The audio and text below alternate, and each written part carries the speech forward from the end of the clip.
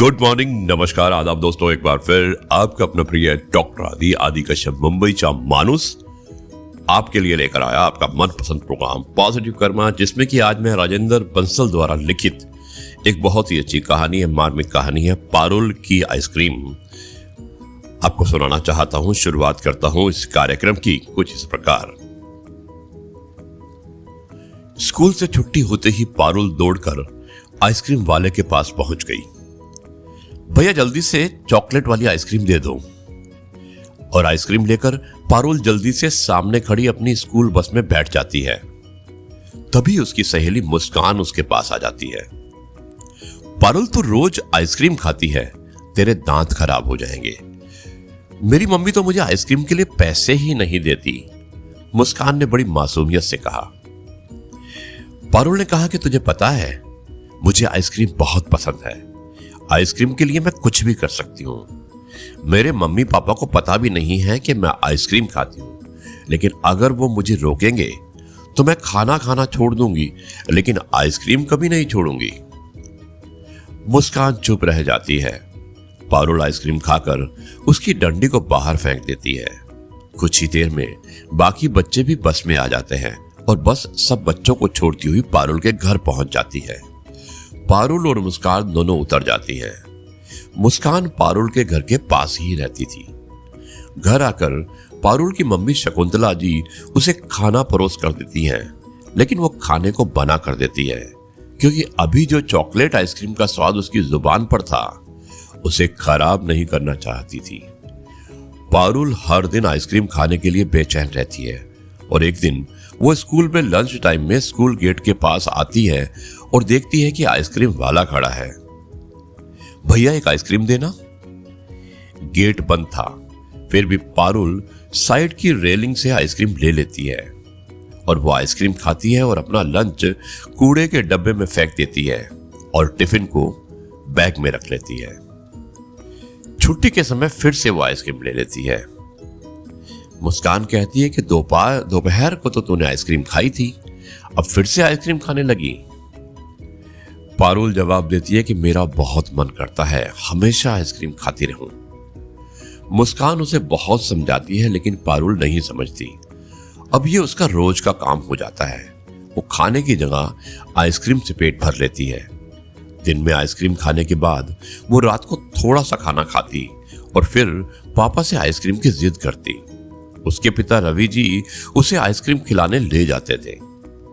अब इसी तरह कई महीने बीत गए और धीरे धीरे वो खाना पीना छोड़ देती है और आइसक्रीम खाने लगती है। अब उसका पढ़ाई में भी मन नहीं करता था। धीरे धीरे पारुल की सेहत खराब होने लगती है। उसके मम्मी पापा उसे हॉस्पिटल ले जाते हैं, जहां डॉक्टर उसे चेकअप करके बताते हैं कि आपकी बेटी ने तो खाना खाना बंद कर दिया है।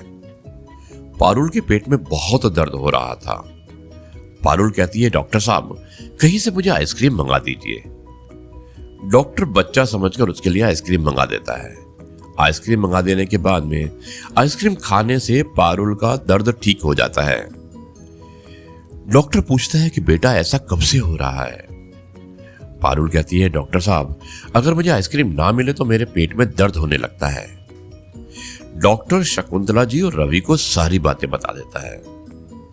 डॉक्टर कहता है कि बेटा आपकी बेटी को, बल्कि रवि को कहता है और शकुंतला को कहता है कि आपकी बेटी को आइसक्रीम की लत लग गई है। इसका लीवर इतना कमजोर हो गया है कि किसी भी चीज को पचा नहीं पा रही है। यह सुनकर दोनों घबरा जाते हैं। रवि पूछता है कि डॉक्टर साहब इसका इलाज क्या है। डॉक्टर कहता है बच्चे का मन जब तक आइसक्रीम से नहीं हटेगा तब तक वो कुछ और नहीं खाएगा और उसका शरीर भी अब आइसक्रीम मांगने लगा है। ये सब उसे खुद छोड़ना होगा। शकुंतला जी कहती है, लेकिन कैसे? वो तो कुछ सुनना ही नहीं चाहती। डॉक्टर कहता है कि एक काम कीजिए, एक जगह है, आप उसे वहां घुमाने ले जाइएगा। डॉक्टर की बात सुनकर रवि और शकुंतला पारुल को लेकर एक आइसक्रीम की फैक्ट्री में पहुंच जाते हैं। वहां पारुल को वो आइसक्रीम बनाने के तरीके बताते हैं। बहुत ही गंदी जगह थी, चारों ओर मच्छर मक्खी थे। गंदे से पानी से आइसक्रीम तैयार की जा रही थी। जिस दूध से आइसक्रीम बन रही थी उसमें कई मक्खियां पड़ी थी। ये सब देखकर पारुल का दिमाग खराब हो जाता है। तभी वहां का एक कर्मचारी आइसक्रीम लेकर आता है और पारुल को देने लगता है। पारुल कहती है, छी अंकल, कितने गंदे तरीके से आइसक्रीम बना रहे हो। कितने बच्चे इसे खाकर बीमार पड़ गए होंगे। मेरे स्कूल के बाहर भी आप ही के नाम वाली आइसक्रीम बिकती है और मैं खुद बीमार हो गई। ये कहकर पारुल आइसक्रीम फेंक देती है। रवि और शकुंतला बहुत खुश होते हैं। तभी कुछ देर में फूड डिपार्टमेंट के लोग वहां छापा मारने आ जाते हैं। वो फैक्ट्री को सील कर देते हैं और उसके मालिक को पकड़ कर ले जाते हैं। रवि ने सब देखकर फोन कर दिया था। इंस्पेक्टर, रवि जी ये आइसक्रीम में एक ऐसा केमिकल मिलाते थे जिसमें बच्चों को इसकी लत लग जाती है और वह आइसक्रीम के बगैर नहीं रह पाते। पारुल कहती है कि सर, इन्हें बहुत बड़ी सजा मिलनी चाहिए। इंस्पेक्टर, बेटा ये बहुत बड़ा क्राइम है, सजा तो इन्हें बहुत बड़ी ही मिलेगी। और इसके बाद पारुल ने कभी आइसक्रीम नहीं खाई और उसका बहुत दिनों तक इलाज चला। लेकिन इसके बाद पारुल पूर्ण रूप से ठीक हो गई। दोस्तों, ये थी कहानी पारुल की आइसक्रीम। मुझे उम्मीद है कि आपको यह कहानी पसंद आई होगी। अब मैं इस कार्यक्रम को यहीं पर समाप्त करता हूं और कल आपसे एक बार फिर मुलाकात होगी कुछ नई बातों के साथ।